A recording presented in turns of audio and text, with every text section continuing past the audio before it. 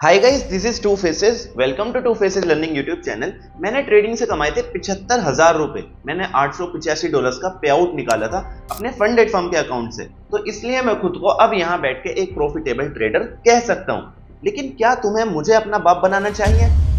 नहीं, क्योंकि मैंने ट्रेडिंग से प्रॉफिट तो कमाया, मैं प्रॉफिटेबल ट्रेडर कह सकता हूं। लेकिन मैं इसलिए आपका बाप बनने लायक नहीं हूं क्योंकि मैं कंसिस्टेंटली ट्रेडिंग से प्रॉफिट नहीं बना पा रहा। अच्छा, मैं आपको समझा देता हूं मैं कहना क्या चाह रहा हूं। देखो, मैंने जो ट्रेडिंग से पे आउट निकाला है वो सिर्फ आज तक पहली बार ही निकाला है जिंदगी में। तो सिर्फ वो एक पे आउट के भरोसे मैं अपने आप को एक प्रॉफिटेबल ट्रेडर नहीं बोल सकता, और सिर्फ उस एक पे आउट के भरोसे मैं आपको रिकमेंड नहीं कर सकता कि आपको क्या करना चाहिए, मेरी क्या स्ट्रेटेजी थी और आपको भी उस स्ट्रेटेजी को फॉलो करना चाहिए, तब आप यहाँ से बहुत सारा पैसा कमा सकते हो। उतना तो भाई अभी मैंने भी नहीं कमाया, उतना पे आउट तो भी मैंने भी नहीं निकाला। सिर्फ एक पे आउट के भरोसे मैं कैसे आपको कुछ सजेस्ट कर सकता हूँ। लेकिन जब मेरा 10वां पे आउट आ जाएगा, ये सारी चीज जो मैं आज बोल रहा हूँ वो उस टाइम नहीं बोलूंगा, क्योंकि सेम चीज फॉलो करते हुए, same risk management, same risk to reward ratio, same strategy follow करते हुए मैं ट्रेडिंग से पे आउट उस टाइम 10वीं बार निकाल पाऊंगा। मतलब एक मेरा ऐसा प्रोसेस है, अगर मैं उस प्रोसेस को फॉलो कर रहा हूं तो मेरे पे आउट्स आ रहे हैं, और उस टाइम मेरा 10वां पे आउट आएगा वही सेम प्रोसेस फॉलो करते हुए। तो मतलब प्रोसेस में जान है, प्रोसेस से पैसा बन रहा है, स्ट्रेटेजी वर्किंग है। उस टाइम मैं आपको अपनी स्ट्रेटेजी जो है वो यहाँ पे सजेस्ट कर सकता हूँ, समझा सकता हूँ कि आपको कैसे करना है। लेकिन क्या फिर भी आपको मेरा कोर्स खरीदना चाहिए? नहीं, ना तो मैं कोर्स बनाऊंगा और ना ही आपको कोई कोर्स खरीदना भी चाहिए। देखो, ट्रेडिंग करते हुए एक बहुत ही मेन चीज है जिसको लोग इग्नोर कर देते हैं, वो है डिसिप्लिन। अगर तुमने मेरा एक व्लॉग देखा होगा, वहां व्लॉग में क्या हुआ, मेरा 1:2 टारगेट हिट हो गया था, मेरी ट्रेड उससे ही ज्यादा प्रॉफिट में थी, तो मैंने ग्रीड के चलते अपना टारगेट बढ़ा दिया, और उसके बदले मुझे क्या मिला? $100 का लॉस। और लॉस लेने के बाद वापस से ट्रेड मेरे फेवर में आई, और जहां मैंने पहले टारगेट लगा रखा था वो टारगेट अचीव भी हो गया। लेकिन मुझे कुछ नहीं मिला। क्यों? क्योंकि मैंने डिसिप्लिन के साथ, अगर मैंने कोई सिस्टम पे काम कर रहा हूँ, मैंने अगर खुद को कमिटमेंट दे दी है कि मुझे 1:2 या 1:3 पे निकलना है, तो मुझे निकलना था। ग्रीड के चक्कर में अपना लॉस, सॉरी, ग्रीड के चक्कर में अपना टारगेट बढ़ा नहीं देना था। मैंने क्या गलती करी? ग्रीड के चक्कर में अपना टारगेट बढ़ा दिया। यहाँ मुझसे क्या गलती हुई? मैंने डिसिप्लिन के साथ, जो मैं रूल सोच के आया था, जो मैं खुद को कमिटमेंट करके आया था कि मैं ट्रेडिंग में ऐसा काम करूंगा, वो मैं नहीं कर पाया। सिर्फ किसकी गलती? मेरी स्ट्रेटेजी की कोई गलती थी? नहीं। मेरी रिस्क टू रिवॉर्ड रेशियो की कोई गलती थी? नहीं। मेरी रिस्क मैनेजमेंट की कोई गलती थी? नहीं। गलती किसकी थी?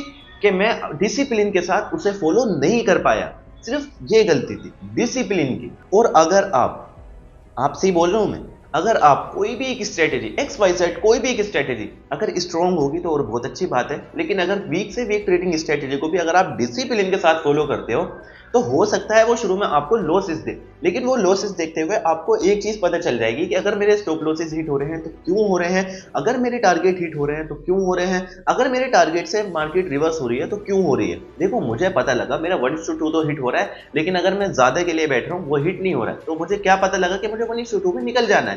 लेकिन अगर आप डिसिप्लिन के साथ कोई वीक से वीक स्ट्रेटेजी भी फॉलो करते हो, आपको वहां गलतियां दिख जाती हैं। आप उन गलतियों को इंप्रूव करके अपनी ट्रेडिंग स्ट्रेटेजी अच्छी कर सकते हो।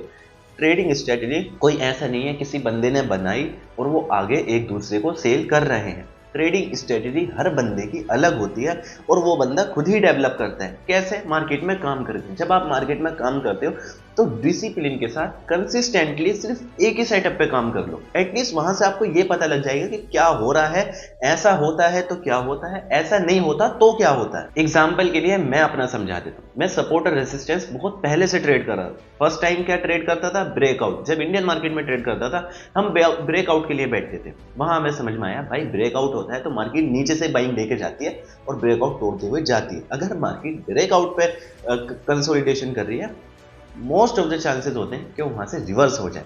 अगर बाइंग आती है तो नीचे से ही आती है और ऊपर तक जाती है ब्रेकआउट तोड़ते हुए। तो ब्रेकआउट पकड़ना बहुत मुश्किल है। ऑब्वियसली हो सकता है कि आप में से बहुत सारे लोग ब्रेकआउट ट्रेडर हो, तो मैं आपको कुछ नहीं कह रहा, सिर्फ मैं अपना पर्सपेक्टिव बता रहा हूँ ताकि मैं आपको अपनी ट्रेडिंग स्ट्रेटेजी मैंने कैसे डेवलप करी वो समझा पाऊँ। फिर ब्रेकआउट काम नहीं करे तो हमने सपोर्ट और रेसिस्टेंस समझा। सपोर्ट और रेसिस्टेंस में हमने एक चीज देखी कि मार्केट 10 में से 7-8 बार तो वहां से रिवर्स करते ही करता है। सपोर्ट पर है तो ऐसा नहीं है 10 के 10 बार सपोर्ट तोड़ देगा, 7-8 बार रिवर्स करेगा। तो जब मैं सपोर्ट पर से मार्केट को पकड़ने लगा, मेरा क्या होने लगा कि स्टॉप लॉस हिट होने लगा। स्टॉप लॉस हिट होने के बाद टारगेट जा रहा था। तो मैंने एक चीज गोल्ड के अंदर नोटिस करी कि जब भाई सपोर्ट पे ये आ रहा है तो ये नीचे जरूर जाता है। जब सपोर्ट पे ये टाइम बिताता है, इसके नीचे स्टॉप लॉसेस अवेलेबल होते हैं और ये उन स्टॉप लॉसेस को खाने जरूर जाता है और उसके बाद वहां से इसमें बाइंग आती है। तो मैंने यहाँ से अपनी एक स्ट्रेटेजी बनाई, इसको मैं लिक्विडिटी स्वीप बोलता हूँ। और जब मैंने YouTube पे देखा बहुत सारे लोग सेम स्ट्रेटेजी पे काम कर रहे हैं, क्या मैंने किसी को देख के ये चीज करी? नहीं, डिसिप्लिन के साथ कंसिस्टेंटली एक ही चीज को फॉलो करा। वहां मुझे दिखा कि हाँ ऐसा नहीं, ऐसा होता है।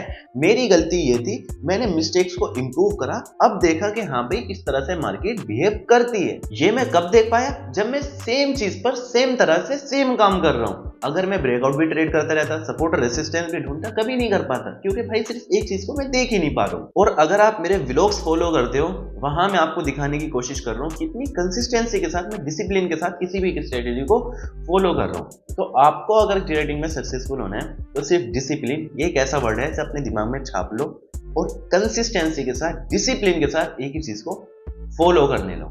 अगर आप मेरे व्लॉग्स देखते हो, बहुत अच्छी बात है, वहां आपको देखने को मिल रहा होगा क्या मुझसे गलती हो रही है और एज अ ट्रेडर आपसे भी क्या गलती हो सकती है। और जो मैं अब आपको व्लॉग्स में दिखा रहा हूँ, वहां मैंने 25K का 2 स्टेप वाला अकाउंट फंडेड फर्म से खरीदा हुआ है। वहां मैं फर्स्ट स्टेप पे हूँ, 1 स्टेप पे, फेस 1 पे एक्चुअली, और वहां मैं अपनी ट्रेडिंग कर रहा हूँ। तो वहां आपको देखने को मिल जाएगा कैसे मैं वहां पे अपने फेसेस कंप्लीट कर रहा हूँ।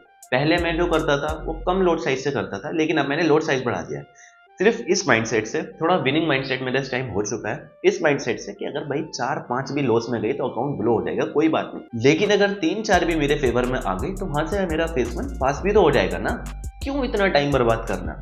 तो इस माइंडसेट से अब मैं उसको फॉलो कर रहा हूँ और वहाँ सारे काम कर रहा हूँ। आपको देखना है तो आपको पूरी सीरीज का लिंक मिल जाएगा। ट्रेडिंग व्लॉग्स वाली प्लेलिस्ट में आप जाओगे, वहाँ आप मेरे ट्रेडिंग व्लॉग्स भी देख सकते हो। तो आज की वीडियो के लिए सिर्फ इतना ही रखते हैं। मुझे कमेंट्स में बताना आगे के बारे में हम किस बारे में बात करें।